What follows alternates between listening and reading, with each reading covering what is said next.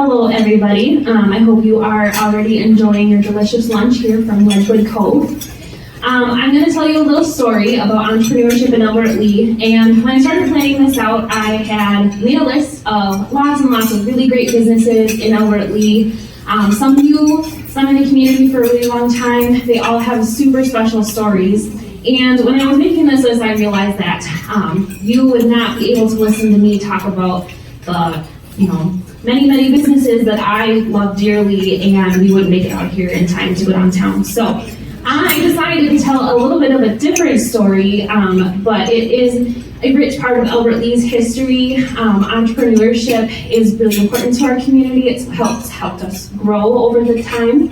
And it also is very important to how we approach economic development today. So, we're starting the story by going back to 1943. And in 1943, the United States was involved in, of course, World War II. And during this time, many men and women were employed in the military and gone. Many community members also had left the community to take jobs in war factories that were producing the necessary supplies that we needed. And so things looked a lot different in small hometowns like Albert Lea.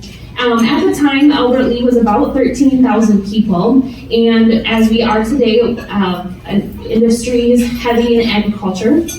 And questions started to come up about what post-war Albert Lea would look like. And post-war communities across the states and across the nation, as far as concerns about things like high unemployment post-war, and then other economic issues specific to Albert Lea, like what the markets would look like after the war, Albert Lea's purchasing power after the war, farm production income, and the public works.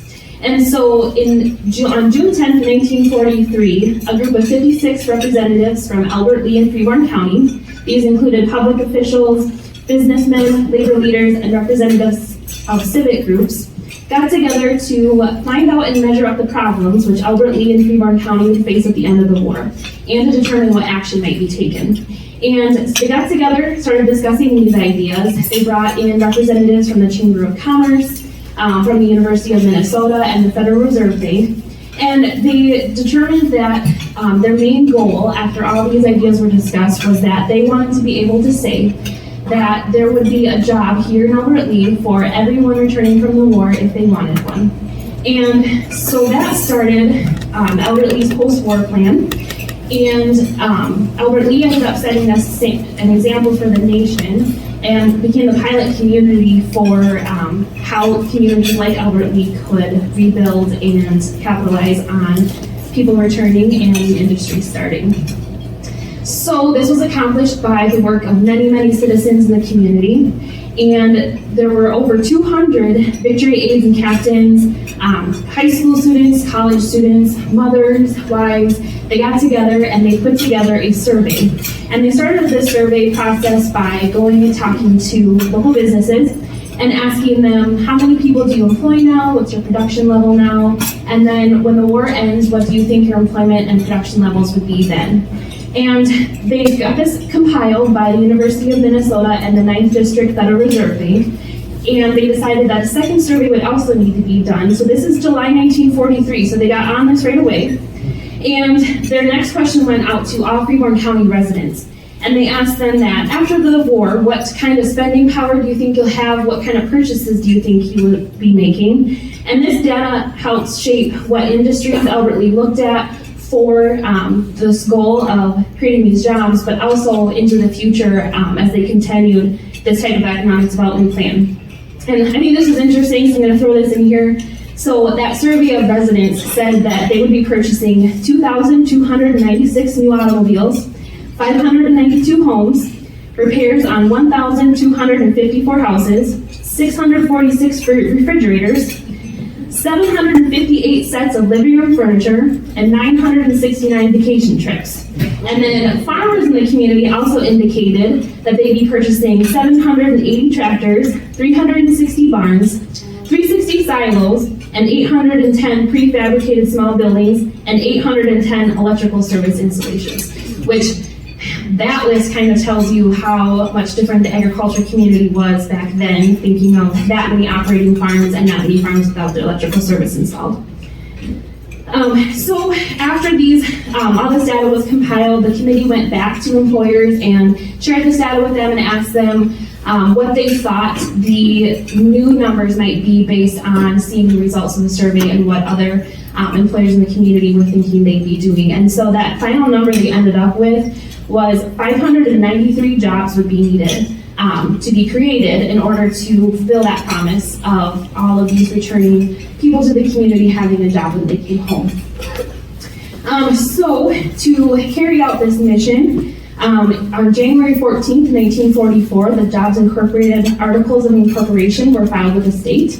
So the community had established a corporation which expected to have a capitalization of $100,000, which would then be used to create jobs for the 593 workers for which the Albert Lea Plan indicated would be unemployed after the war. The article provided for 1,000 shares of common stock in Jobs Incorporated at a par value of $100 per share. Operations would not begin until at least $10,000 had been subscribed.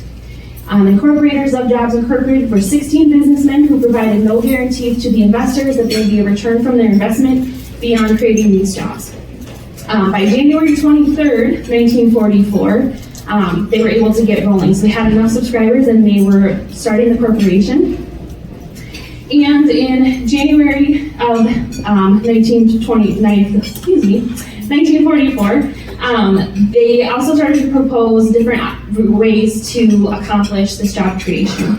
And so they proposed a creation of opportunities for work by providing capital or risk money to any person in Albert Lea who had an idea for practical small industrial park for the community, providing that the person could not secure the necessary capital through ordinary channels. So this is 1944, and we're talking about investing in entrepreneurs. And if you can't tell, I love this history, and I love entrepreneurship in Albert Lea, and the fact that this is where we started this work really gets me excited. So Albert Lea through this time got a lot of press and interest across the nation. You see here, these pictures are pictures of a photographer from the Life magazine taking pictures in Albert Lea to tell the story of what this small community was building. And there is a quote I wanted to share with you from a Eugene in the Oregon Register Guard newspaper.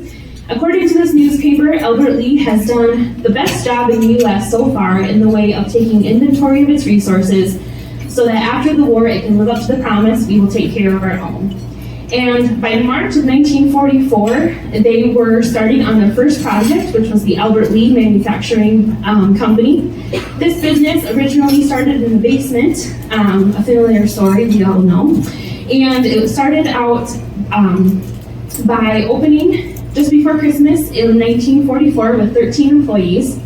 And this business built 5,400 toy tractors, 600 baby swings, 500 hobby horses, 700 birdhouses to be sold during the holiday season. And these items are manufactured out of scrap wood from another existing plant in Albert Lea. And not even the scraps of the scraps went to waste because they used all the sawdust and the rest of the scrap wood to power the heat in this manufacturing. And then of course, all of these items were sold to Albert Lea families at the Ben Franklin and the Woolworth in downtown Albert Lea.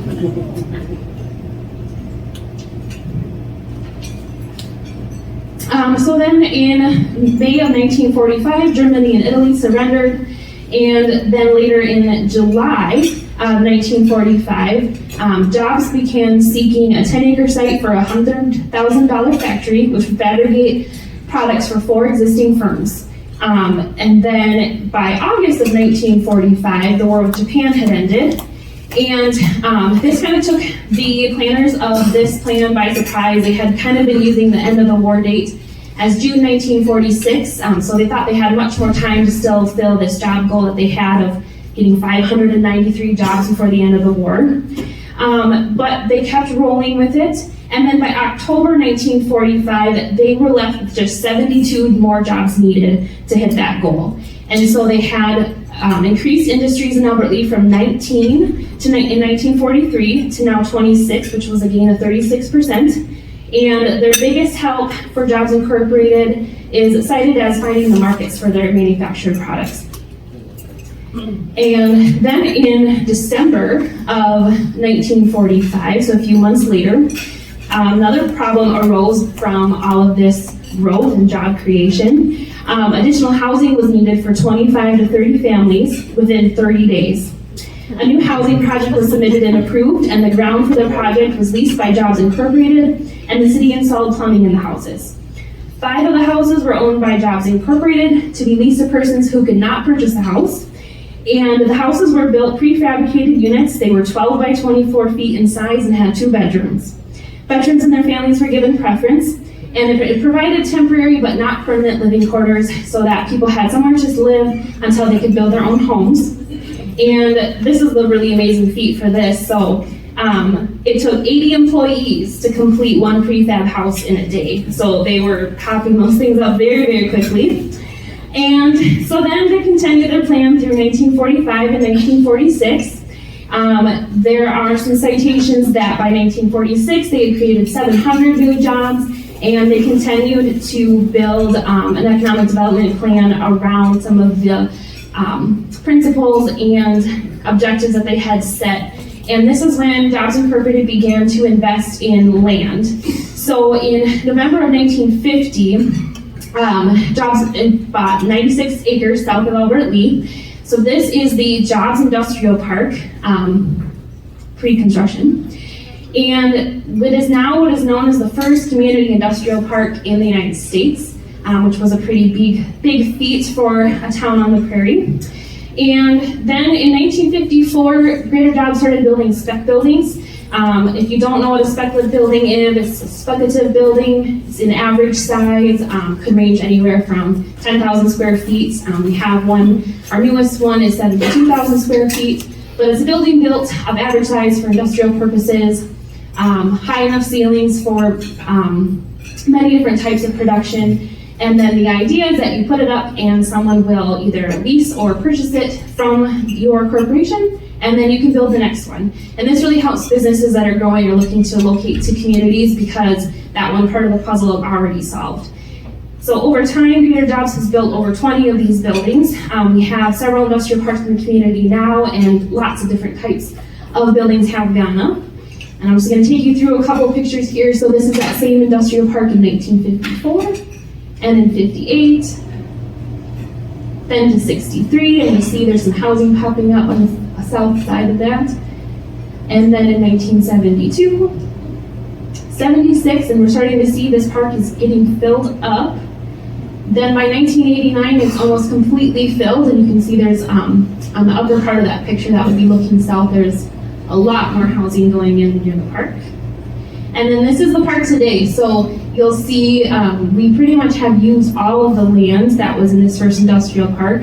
On the right side of the picture, there is some beautiful green grass that is our newest industrial park, and actually going on right now today is a 26-acre build for a new company coming to Albert Lee. But things have really changed, but what hasn't is the value that we place on entrepreneurs, ideas, and small companies.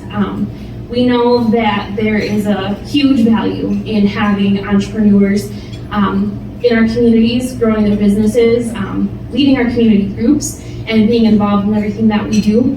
And so with that, I will stop my rambling. If you have any questions about the history, there's a whole bunch of really neat stuff in our archives. I'd love to share it with you if you are interested. But I hope you enjoy the rest of the afternoon, and we'll see you downtown.